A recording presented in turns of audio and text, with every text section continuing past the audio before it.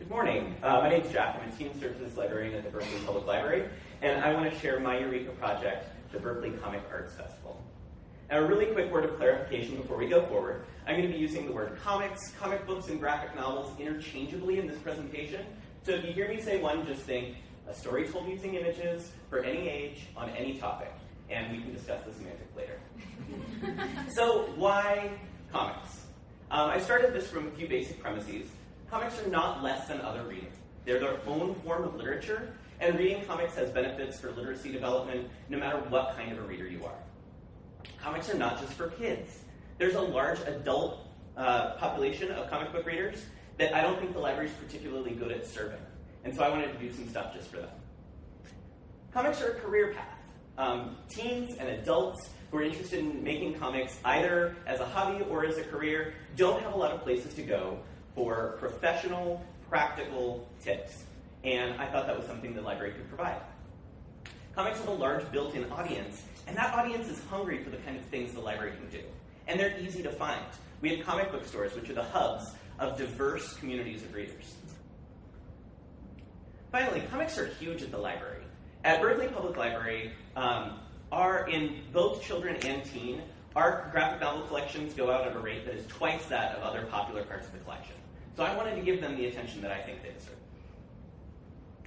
I partnered with some really great institutions while I was planning this. Most importantly was Fantastic Comics, which is my local comic book store. They're 3 blocks from the Central Library. They helped plan events, they hosted some events, and they were absolutely critical in promoting. The Cartoon Art Museum, Publishers Image Comics, and First Second helped us connect with presenters for the library, and the Comic Book Legal Defense Fund, which is an organization dedicated to free speech and comics and education.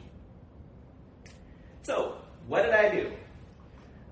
We had about 30 events that were designed for kids, teens, and adults, parents, and educators, and we reached 1,042 people, which are huge numbers for the Berkeley Public Library.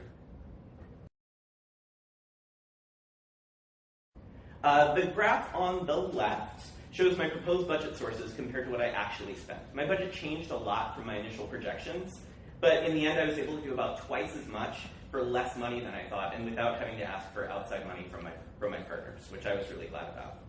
The graph on the right shows the breakdown of my budget, 3/4 of which, or $5,500, went to bringing in speakers. I spent an additional $850 on graphic design for the project, and I'd originally budgeted about half of that, but as I added more events to my lineup, and as I got positive feedback about how effective the posters were at bringing people in, I decided it was worth it to make some more. And the sort of unified design of them really helped create a sense of identity across many disparate events happening over a long period of time. So, I did all this prep, and what actually happened? The backbone of the festival was our dozen author events. Attendees praised the intimacy of these events. Many said that they'd never heard a comic book creator speak before. I asked the presenters to incorporate information about the nitty-gritty of making comics as well as the economics of comics. So attendees got a really well-rounded view of both the art and the business of comics. I convened a high school book club, which helped build bridges between the library and students and boosted our attendance, but also had measurable impacts on the students. One teacher approached me after the club had started to tell me about a student who had been in danger of dropping out of school before he got involved with the club. And getting involved in the club gave him a reason to keep coming to school, and it showed him that the school and the library cared about the same things that he did. I also got positive feedback about our comics and literacy workshops for parents, with several parents reporting that they better understood their children's reading habits and were better able to support them going forward.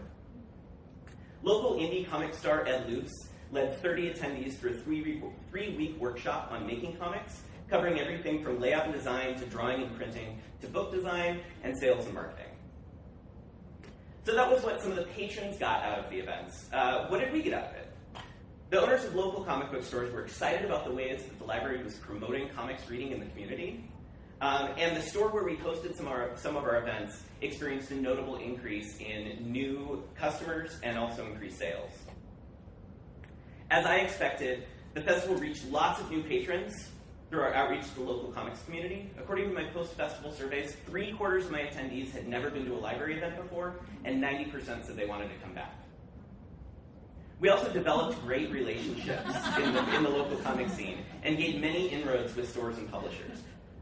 Since finishing the program, both comics publishers and traditional publishers have been reaching out to the library for events at a greatly increased rate, ensuring many future collaborations. So thank you. I'd be happy to field any questions now and encourage you to contact me later. We can discuss this ad infinitum.